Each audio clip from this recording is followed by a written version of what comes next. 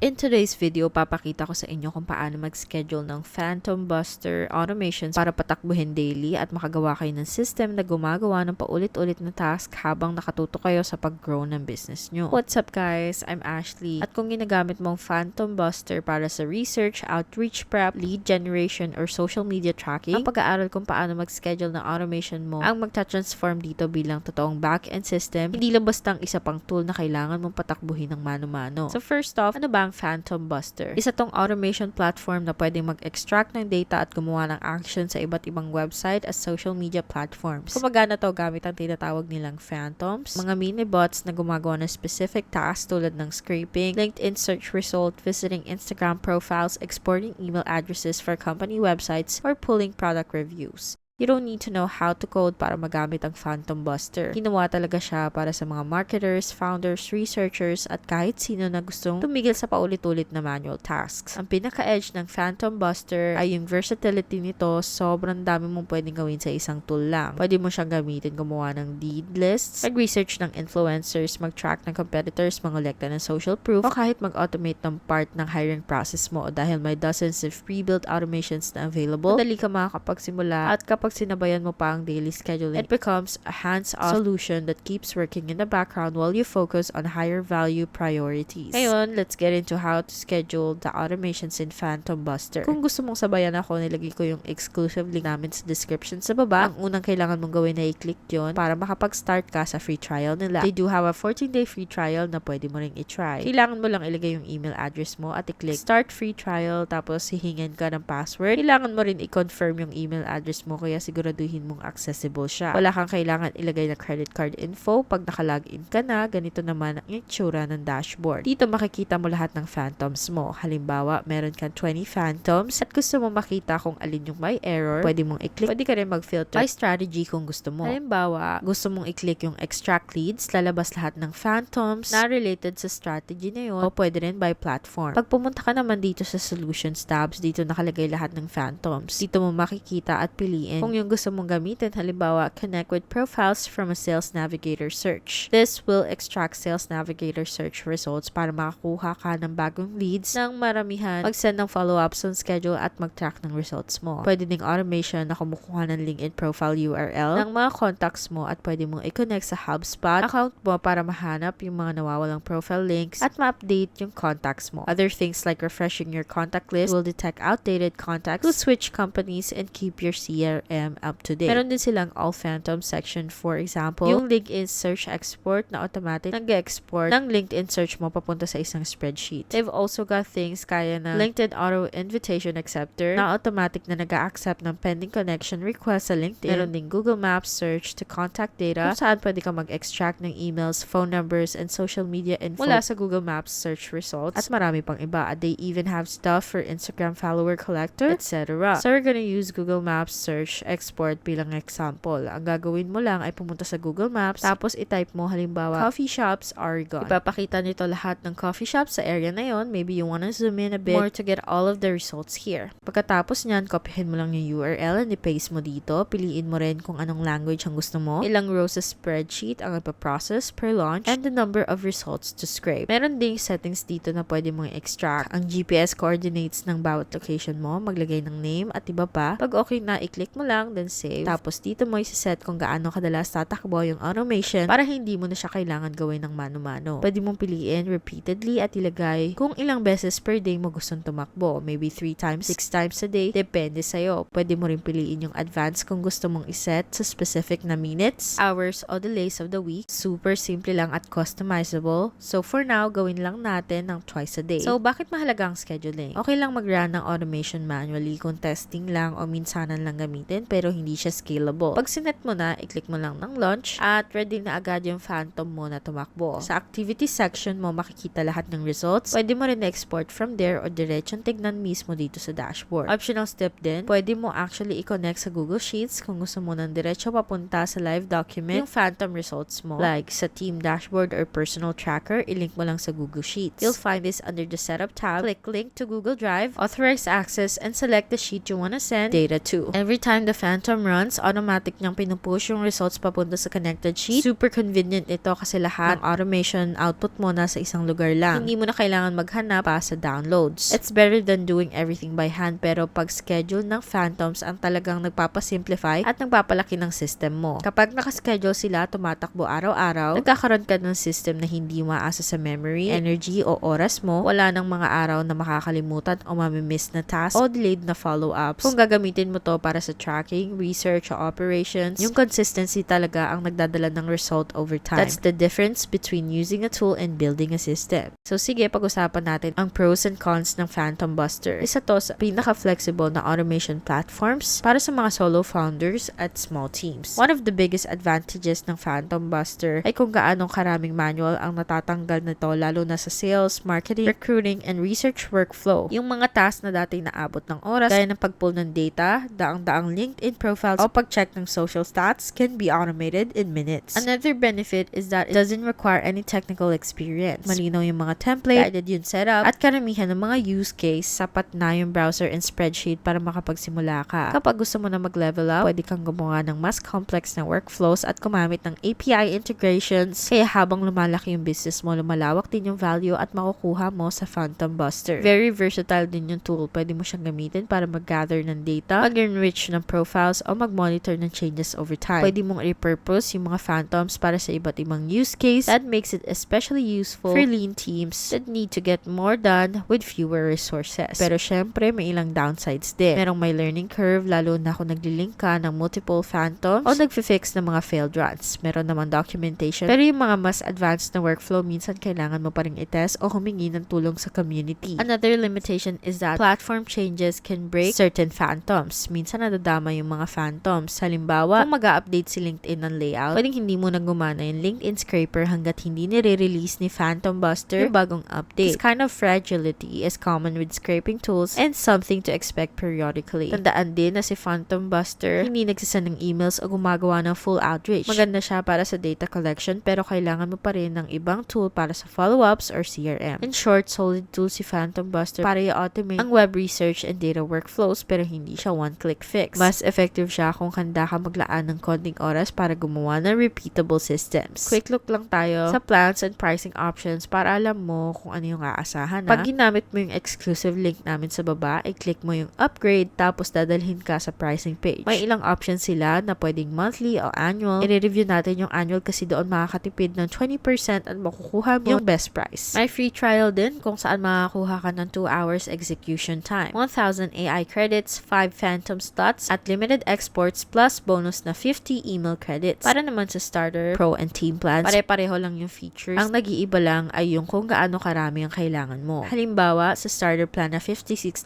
per month, which is billed annually, meron kang 20 hours ng execution time bawat buwan, 10,000 AI credits, 5 Phantom slots, unlimited exports, community access, priority support, at mga bonus email credits din kada buwan. Sa pro plans, same features pa rin pero mas marami kang execution time, AI credits, and Phantom slots. Ito ay $128 per month kung annual billing. Para naman sa team plan, $352 per month, billed annually din, at may mas mataas pang hours, AI credits, and Phantom slots. Kaya kung magsisimula ka pa lang, pwede mong subukan muna yung free trial bago ka mag-upgrade. Hindi mo rin kailangan maglagay ng credit card. Meron ding 14-day free trial access para matesting kung bagay talaga sa ito at kung makakatulong ba sa negosyo mo. Pag nagustuhan mo, madali ka lang makakapag-upgrade pagtapos. Dapat mo bang i-schedule ang Phantoms mo? Kung ginagamit mo ang PhantomBuster manually, ang next step talaga ay schedule sila. Gagawin itong consistent and automated ang process mo at tatakbo siya sa background kahit wala kang ginagawa. Kahit isang scheduled Phantom lang, gaya ng daily LinkedIn search scrape o content tracking, pwede nang panatilihing active ang funnel nang hindi nauubos ang oras mo. Ang scheduling ang dahilan kung bakit nagiging consistent and useful ang automation. The biggest benefit of using tools like PhantomBuster is how much time it gives you back. Kapag natutunan mo kung paano i-setup at i-schedule ng maayos, hindi lang siya basta tool, nagiging parte na siya ng back-end mo. System na tumatakbo ng maayos and tuloy-tuloy na suporta sa growth mo kahit offline ka. Kung gusto mo naman, mas kaunting oras pa ulit-ulit na task at maraming oras sa pagpapalagaw ng momentum sa business mo, worth it talaga i-try ang PhantomBuster. At dito mo rin makikita ang tunay na value sa pag-schedule ng automations mo. Kung gusto mo silang i-check out, nandun yung exclusive link namin sa description at pwede kang magsimula sa free trial. Gusto ko palang i-mention na affiliate links to